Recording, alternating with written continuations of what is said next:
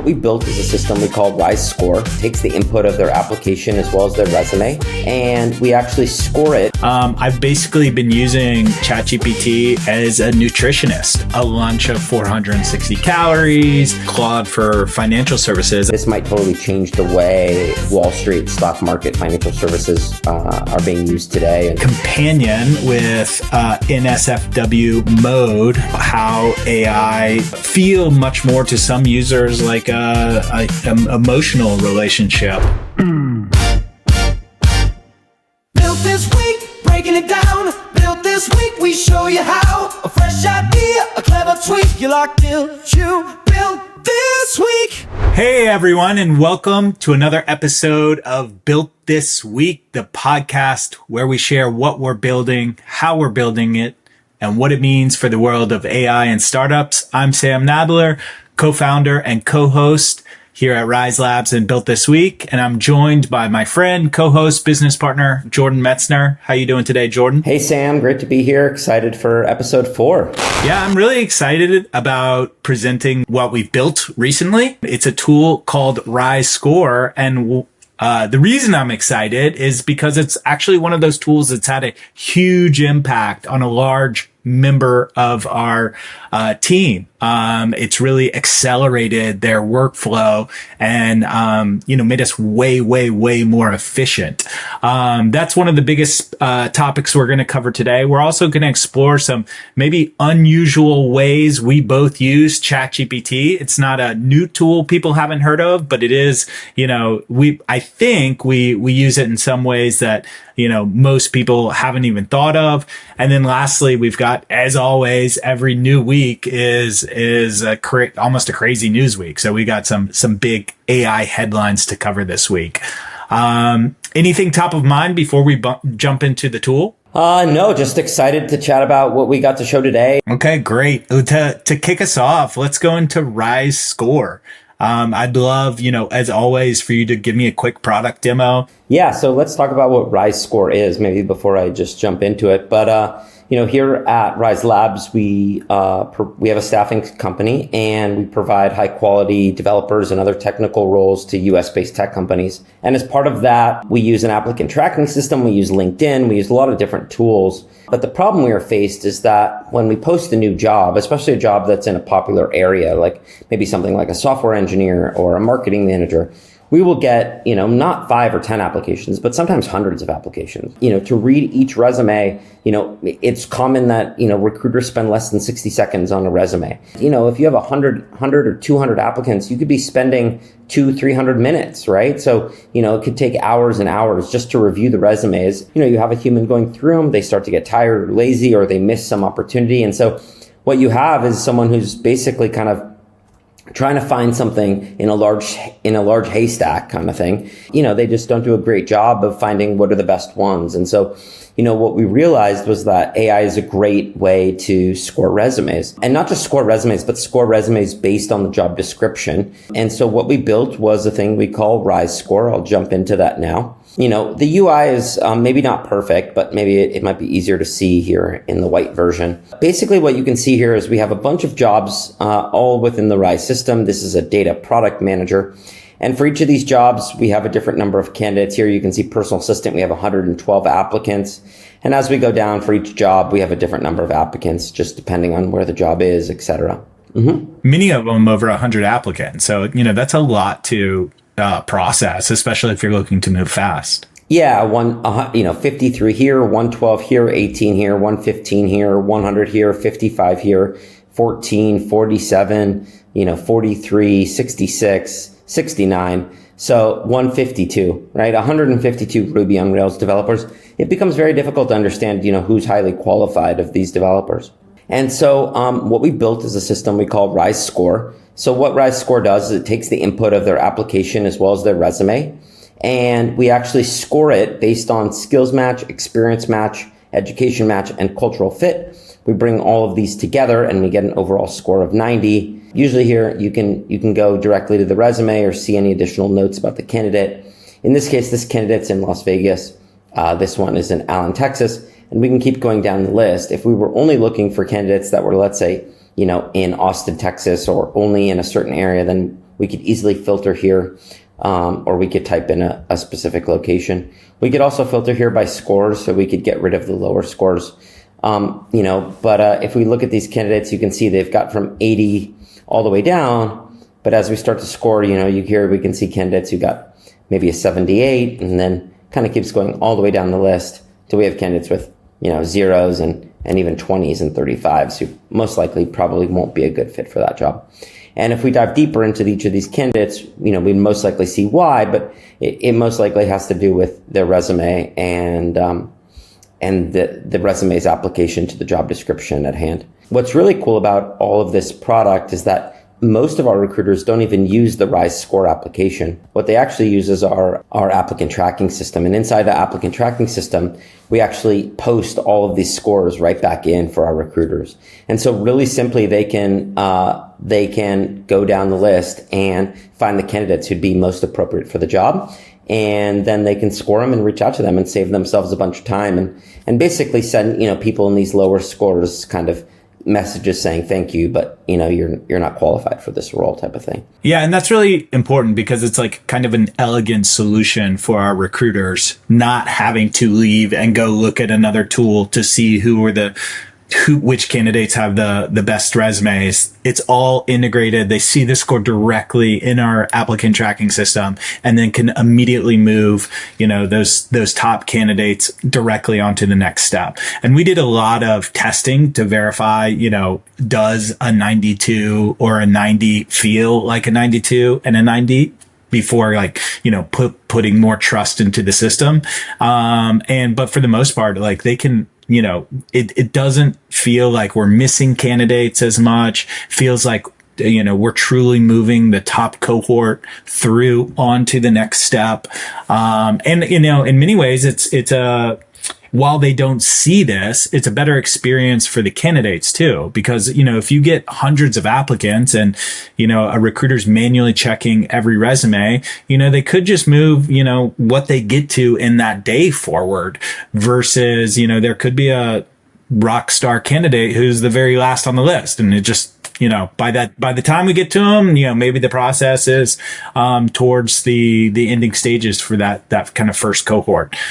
So it's been a huge, accelerant to our recruiting process, in the top of funnel and just getting candidates to the next step quickly. Yeah, absolutely. And here you can see inside our applicant tracking system, this candidate has a 90. And you can see the candidate demonstrates strong alignment with personal assistant role, and they have extensive experience in relationship management, travel planning, gift research, personal support in remote and dynamic environments, bilingual fluency, high attention to detail, empathetic communication skills. So, many of these factors here just make it really easy for a recruiter to jump in here. And then, of course, they could click on the Ryz Score link and get right back to this page as well. Amazing. How was it built? What tools are you using? Front end is built in Vite, React, Tailwind, ShadeCN. That's kind of what we use all the time around here. But I think I built most of this in Cursor. I mostly used Cursor. I used Supabase actually for authentication and authorization, and all of this data is stored inside of Supabase, and then we use Supabase edge functions to check whether or not we have a new candidate in the pipeline. And then from those edge functions, we then send that data into ChatGPT with a scoring matrix, as well as the job description and the resume and full application. Then we get the score back and we post that into our application. And then all the way into our applicant tracking system, just like I mentioned. Great. Okay, I love it. Our team loves it. It's had a huge impact on their day-to-day and just moving faster, and speed's, always important. It's almost surprising to me that we haven't seen more integration of AI resume scoring, especially in areas or places like LinkedIn or inside the applicant tracking system that we use or others yet. I do think this will become more and more commonplace, and the scoring, of course, will get better, but it seems almost inevitable that every resume will get scored almost immediately for almost any job you apply to in the future. And it seems like that time is pretty imminent. All right, let's move on to our next segment where we typically cover a tool of the week. And it's, usually a lesser known tool that maybe people are unaware of. But this week we're covering ChatGPT, but we're covering maybe less common use cases for ChatGPT. And, for me, I'll jump into how I have a less common use case. And I've started it fairly recently for the last couple weeks. And it's actually had a pretty positive impact on me. I've basically been using ChatGPT as a nutritionist, and I've gone through phases of using different mobile apps to track calories or track macros. And, historically speaking, I'll do it for a period of time and then, kind of stop and then do it again and then stop. One of the apps I've used the most is MyFitnessPal, just to track calories. And, it's for the most part does its job. It took a while to kind of input exactly 1.5 cups of rice, what I think is 5 ounces of grilled chicken. So it was a little bit more, it wasn't horrible, a bit more cumbersome. But, since the beginning of July, I've basically been using a thread on OpenAI to track my calorie intake and macros. And it's been super simple. I just voice note it in every time I eat something, or I just take a picture of the product. Doesn't even have to be the barcode. It pulls up the exact calorie count, the exact amount of proteins, carbs, fats, whatever. But it also will give me tips on what I can eat later in the day if I'm trying to hit my calorie and macro count. So yeah, several times it's just been as easy to upload a picture, give it a little bit of context in a voice note, and it will, to say, hey, roughly this is a lunch of 460 calories, 42 grams of protein, 57 grams of carbs, which is largely the rice, 8 grams. I've done just normal. Here's my final update for Thursday, July 10th. It gives me all kind of a summary. Calories, I had a big deficit that day. Net calories was strong. Protein, I could have always could eat more protein. Fat was low. This was one of my better days. I've had some worse days where I had, takeout. Some ice cream, pineapple dessert here. This was, I wanted to eat dessert, I think, here. And it said, some smart dessert options, whey protein mousse, ratio yogurt plus berries. This is all things I have too. It began to learn things that I usually am eating and suggesting it. And, I asked a stupid question. Can I eat some pineapple for dessert? Yes, of course. One thing I have noticed, May I have some pineapple, please? It will. And here's another picture of dinner I had with a quick voice note. And, for the most part, I think it captures everything. Here's from the picture, zucchini, carrots, red onion, mushrooms, broccoli. And it's pretty easy just to do this on mobile. I don't have to pay anything for the macro counter. And, one thing I have noticed that I think is pretty funny, it will never tell me no. Even when I'm like, I kind of want some ice cream. It's like, well, you can eat some ice cream. You probably shouldn't, but go for it. But I think, if, obviously MyFitnessPal has been really impactful for some people to count their calories. And there are times when I'm more fitness or dietary focused and I do want to count my calories. I do want to track my macros. There are times when I'm not, but it's just one use case that I thought was pretty impressive. Could you take this out of ChatGPT? Probably. I just don't see the need to. Could you build your own custom little personal nutritionist? Yeah. But I keep it within a project. It knows my history, and I don't really see any need to. I'm not looking to commercialize it. That's interesting because it makes one ChatGPT conversation is like a mini application, right? And now it's not a conversation to you anymore. It's actually a full on end-to-end application. It just sits inside a conversation layer, which I think is really interesting, because now you kind of want to pull it out, and ChatGPT can maybe figure out that you're kind of using it as an application and maybe wrap some nicer UI around it, or maybe better accessibility, like a website link or something. Exactly. Yeah, that could be interesting. Could I pull out the conversation to be a direct link on my phone? I mean, it's usually one of the top projects, top conversations in my thread, just because I've been updating it a lot. But yeah. And then one other use case that I thought was kind of interesting. I had two plants, same type of plants. One was dying, one was not, on my patio. Couple pictures of the plant that was struggling. ChatGPT gave me some quick fixes. I did those. And a lot of it had to do with kind of sunlight, watering frequency, how much water, etc. But the challenge for me was I had two exact plants that were about 10 feet apart. One was thriving, one was struggling. I thought I was kind of,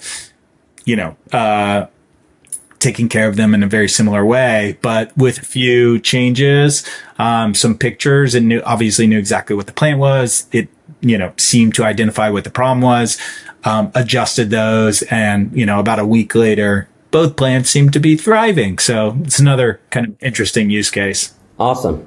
Yeah, I have a few interesting ones. Just the other day, I was at my cousin's restaurant. He wanted to make a digital menu. And I just took some pictures of the menu and then the available food they had.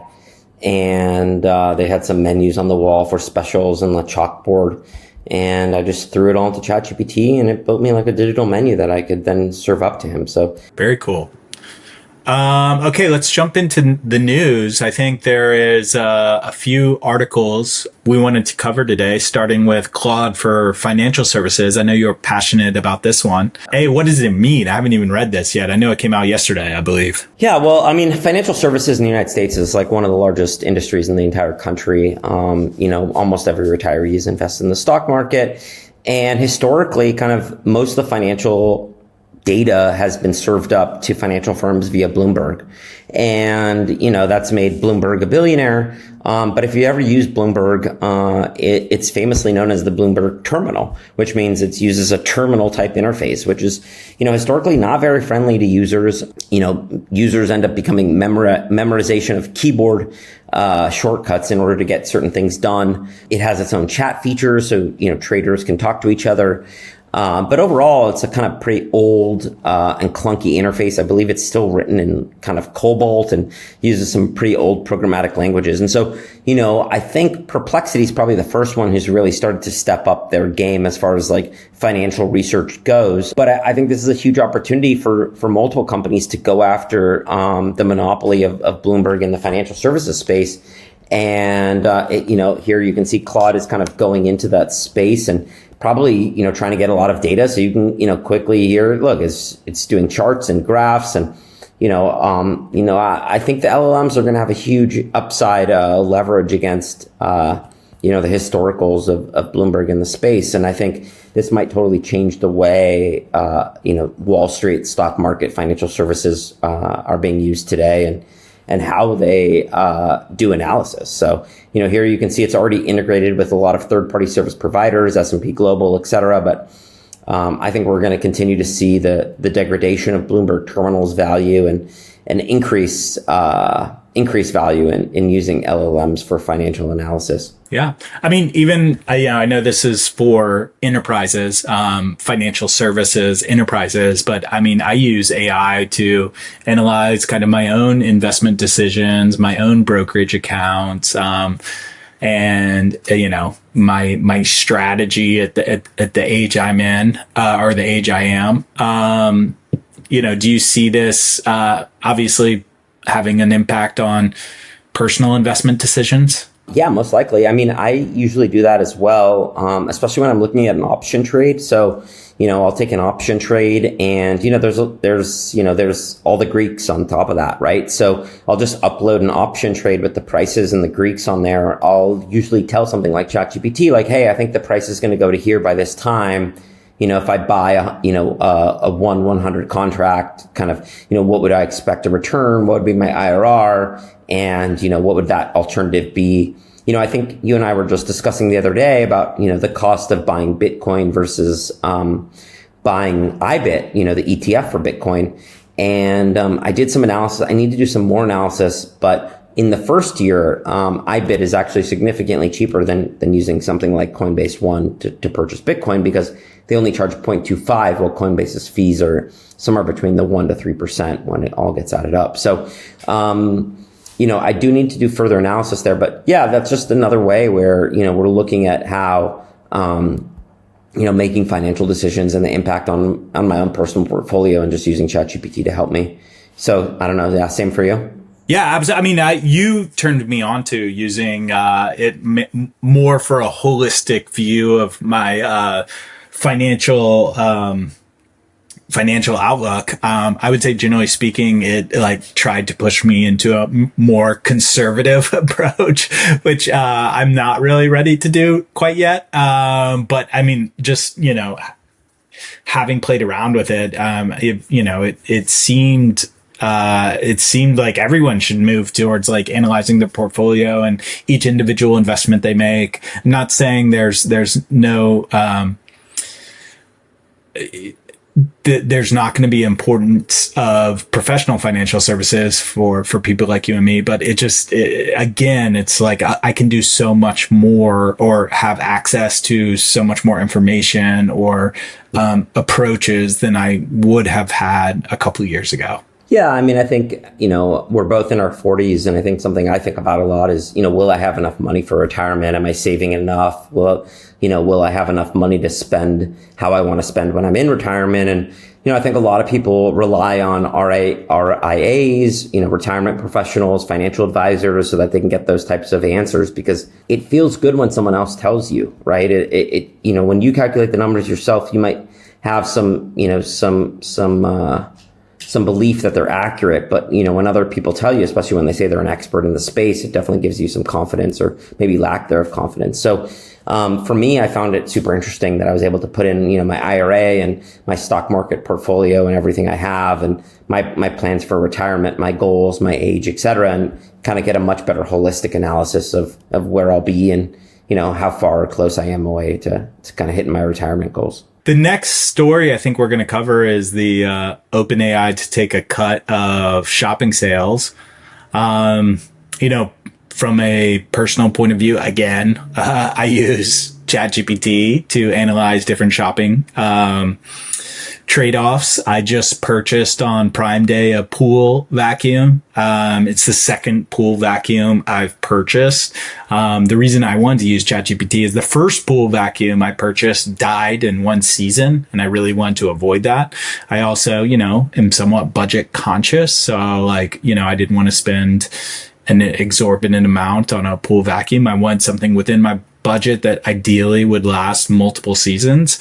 And at the end of the day, it highly informed my decision. I went with the decision, after, sorting through several options. What do you think of this news of taking a cut of shopping sales? Well, yeah, I mean, this is just more of kind of taking over some of the Google pie, right? You search on Google, you want something, you have Google Shopping, you have all those leads on top, right? You've got, Amazon in the top search results, kind of trying to use SEO, like we talked about, in a previous episode, to use SEO to try to drive traffic into the site. But what happens when the customer never goes to Google, right? And the customer starts their search journey on top of ChatGPT. Well, ChatGPT is going to want to take some of that affiliate, and looks like what they're going to be doing. And honestly, I mean, I think there's a huge impact. I mean, this could have a big impact on Amazon ads, on Google Shopping ads, and most likely also, probably have a pretty big impact on Shopify.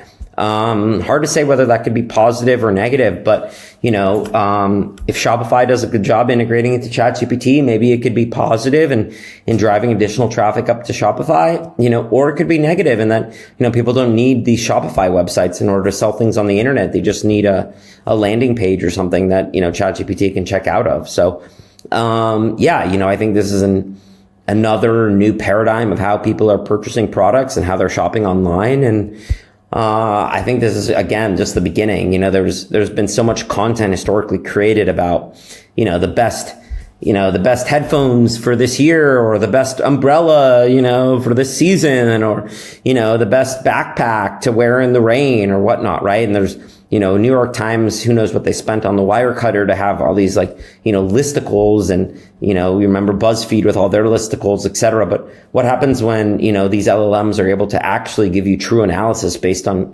the top 10, what's most important to you, not what's most important to everybody in general, because some things may not even be relevant to you based on where you live or how you like to act or what your interests are. And so, yeah, personalized shopping with direct links for checkout sound like a huge opportunity and a step forward.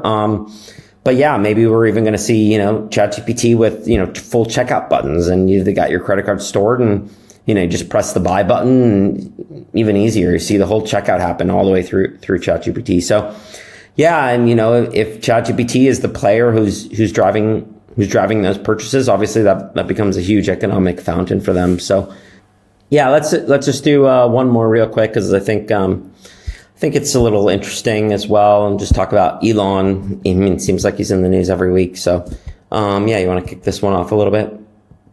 Yeah, this companion with NSFW mode, I think it's just, another piece of news about how AI is, becoming much more, feel much more to some users like a emotional relationship. There was a segment, I believe, on CBS Sunday Mornings recently about a gentleman who was married, had kids, but, seemed to have a deep emotional connection with ChatGPT. There's this article. I think this is one of the bigger concerns I have with AI is, and maybe there's some benefits to it, but do people feel, are people getting too close to these AI personalities and will no longer, engage as much in real life relationships? And then NSFW mode, I mean, these things tend to happen very quickly, and I guess I'm not surprised, but, I do think there are some concerns for people who may be introverts, who may tend to shy away from social events or interactions. And does this have a negative impact on society or for those types of individuals in the future? Yeah. Or does it have a positive impact on loneliness and, people who are alone, and find this as a way to find, companionship and happiness? It's like the internet, good and bad coming at the same time. It's hilarious. It's hilarious to me that Elon launches a new model, and the first thing he does is launch a not safe for work companion mode, rather than solving, real world issues. But I did see kind of Grok at the same time as announcing this also just signed a deal with the Department of Defense. So, it seems like they're trying to hit on all angles. I think the Grok 4 announcement was pretty impressive as far as its performance goes. It seems like, they did probably cut some corners as far as safety, as we've seen with some of these, funny responses on Twitter and whatnot. But, hopefully over time, those things will get solved and smoothed out. And, I think competition is good for the game. I think we've almost kind of decided ChatGPT is the winner for most things, and Claude is the winner for code. And that seemed like that was almost it for a little while. And then, Gemini started to come back, and now Grok is starting to come back. And, I just saw Meta, obviously, big investment spend. I just saw Mistral launched a new, text to speech model that beats ChatGPT. So, this is, Amazon's new coding agent. So it seems like this is a war. It's not going to slow down. And the winner is the developer, at least, right now, the winner is the developer, the builder, you and me, the ones who get to sit down and use these tools every day, because, for only a few dollars, you get access to these very, very expensive models and these very expensive chips that are, helping you process and write a lot of code. And, who knows what's going to come next week? Who knows when, GPT-5 or whoever is going to, go above the current best model. But, once that happens, we'll see another, form function change of kind of what these models can do and how helpful they'll be. And yeah, I think that's exciting for me as a builder and as a developer. Yeah, my final thought on this companion mode is I think it's easy to immediately point out the negatives.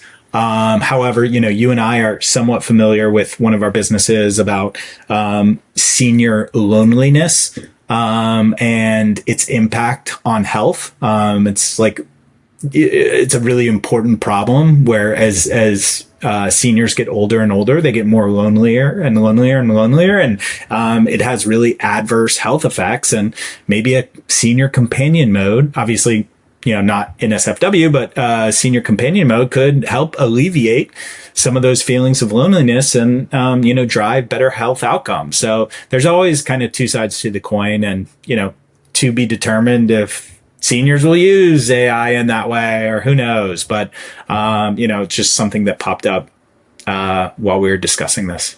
Yeah, it just feels like, maybe Alexa came a little too early. I mean, I think we saw the first Alexa in like 2014 or 2015. She really never got very intelligent or very smart or very companion-like. But now we're starting to see kind of V2, V3 of these kind of companions. And, hopefully we'll get a lot more value out of them. All right, Jordan. Well, thanks for the time. And we'll talk again next week. Thanks, Sam. This was an awesome episode. Really cool to chat about all these things. And see everyone next week. Don't forget to like and subscribe. Thanks, everyone. Enjoy Built This Week. See you soon.